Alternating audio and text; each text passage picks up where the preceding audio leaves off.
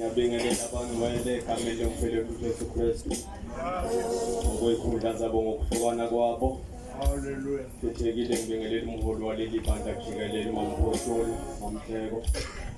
Senior Pastor Baba uMkhatshwa nomama kwakhe abafundisi bami bonke ingcezu kaNkulunkulu. Ngiyanibingelela bafowethu. Omama bami bonke imindeni yonke ngokuhlukana kwayo. Ngiyayibingelela kwelihle igama lomfeletu Jesu Kristu. Siyabonga bazalwane ukuphuma kwenu ngalolu hlobo ukuzosiduduza ukuthi nakuba sishayeke kangaka kodwa siyabuza ukududuzeka uma sinibona niphume ngalolu hlobo ukuzoba nathi lesi simo. Phephisa Nkosi. Phephisa masango. Shelo kaNkulunkulu bongeke umthalenze. Nkosi uma ibisihlele kanjalo ibisihlele kanjalo. Kodwa sikubongayo nengubongayo kini kakhulu bomama bami noma mama wami.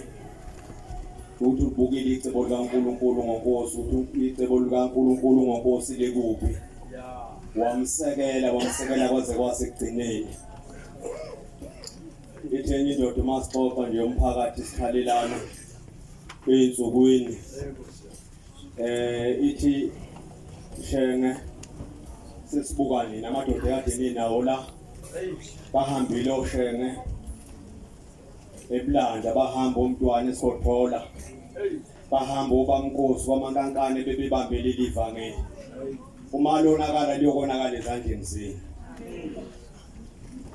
Enqondo ukuthi bomama bami njengoba nginibala ngokuhlukana kwenu sinibonile nibasekela lamadoda kaNkulunkulu alifeze icebo lithi izwi lenkosi mawubamba incwadi yezenzo 13:36 uDavid esekhonzile icebo likaNkulunkulu walala ubuthongo wabeka kuyise wabona ukubonga after ukukhonza icebo ngoba kuliqiniso ukuthi uNkulunkulu mayisibizele emsebenzini wakhe usibizele icebo. Ngiyanibongela kakhulu bomama bami Nkosi uyilwile indima yakho.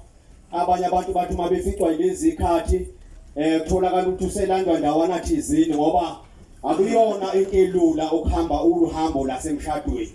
Kufana nokuhamba uhambo lasekholweni akusiyo into elula.